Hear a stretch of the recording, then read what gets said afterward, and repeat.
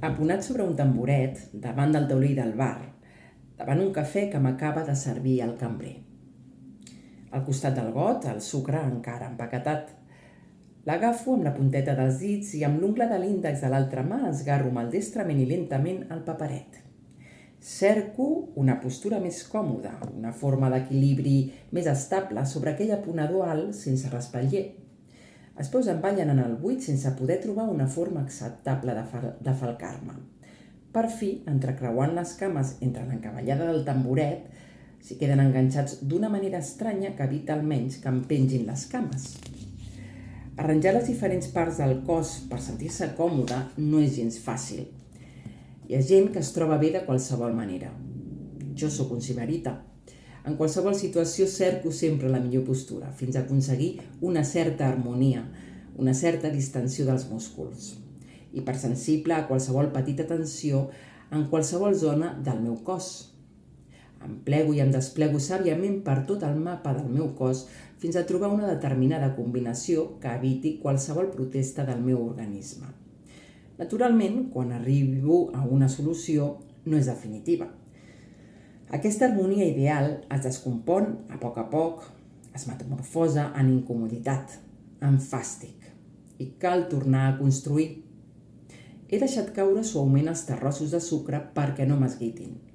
El got crema i deixo que el sucre es desfaci. També em molesta remenar amb la cullereta. Per què precipitar els esdeveniments? Per què forçar-los? No tinc pressa, i a més, el cafè encara crema. En definitiva, prendre cafè és un ritu, i un ritu, per definició, no pot celebrar-se accelerant-ne les diferents fases. Alguns consumidors entren corrents, es beuen el cafè en 2 globs, paguen abans d'haver-se empassat el líquid i surten ràpidament. Ni tan sols ha fet una petita maniobra per cercar una postura còmoda aquest home que ara acaba de seure's.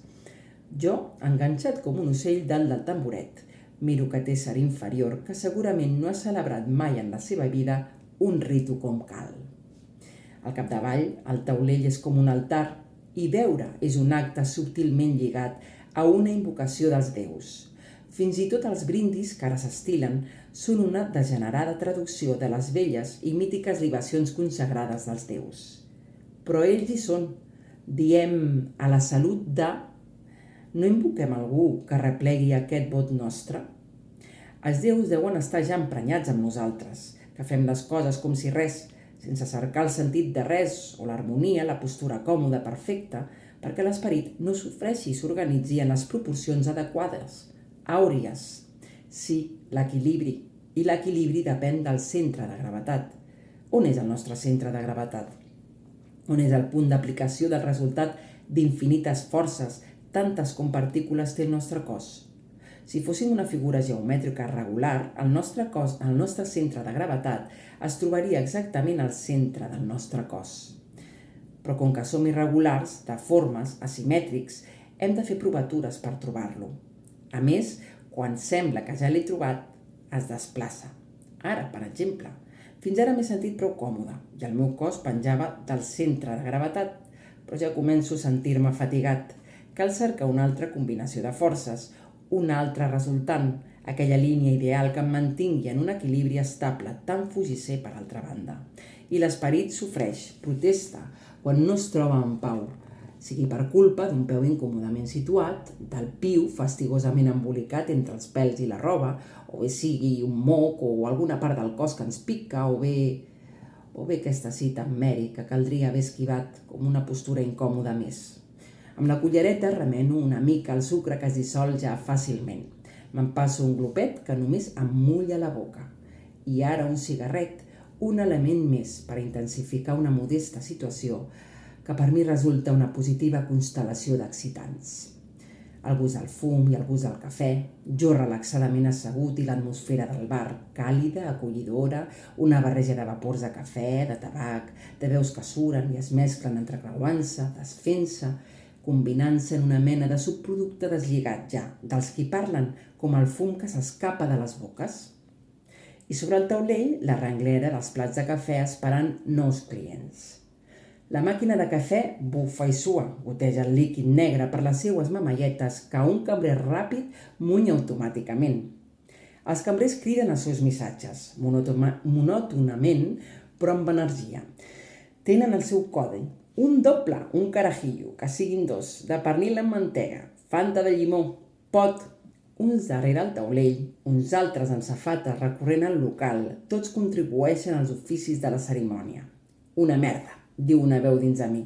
Un acòlit amb una escombra va retirant discretament els paperets dels envasos de sucre, puntes de cigarret i més brutícies que s'han acumulat, sobretot al peu de l'altar. Ara són les 4 de la tarda. Encara falten 2 hores. Maria, i quina bàcora soc. M'ha fotut de meva pau. Encara podria telefonar i dir... tant se val qualsevol cosa. Si s'ho pren malament, tant se me'n dona. O no, no ho sé. Ara ja està fet. A més, cal donar la cara. M'ha fotut. El cul del cafè se m'ha gelat ja i l'abandono sense acabar-me'l.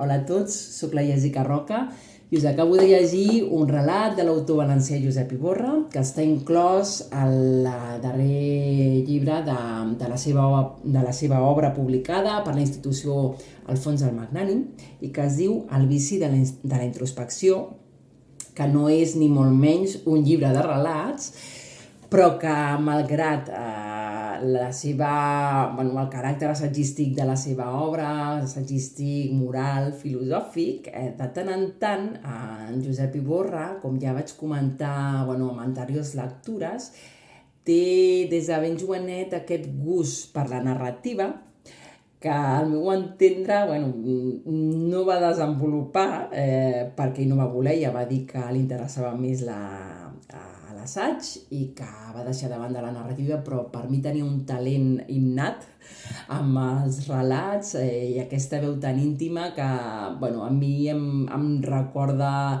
molt a l'escriptor de Camden nord-americà, en Sherwood Anderson. Potser també té una mica de Frank Kafka, no ho sé, té una veu molt personal que a mi m'encanta i són boníssims, al meu entendre. I bé, ara mateix estic llegint aquest llibre, vaig per les 100 i pico pàgines, té unes 650. No sé si me'n trobaré cap altre. Ja aniré comentant en el meu blog La Bústia Groga aquest llibre perquè vaig prenent notes. Com ja he comentat, és un llibre sobretot de reflexions filosòfiques que val molt la pena llegir. No és un llibre per la massa lectora, però val la pena per anar llegint a poc i digerir a poc. Aquest relat, al meu entendre, transmet molt bé el concepte del temps que tenia Josep Iborra sobre el temps reposat enfront de la voràgine de les presses de l'home de la segona meitat del segle XX, que és la que va viure més ell, i no diguem ja del segle XXI.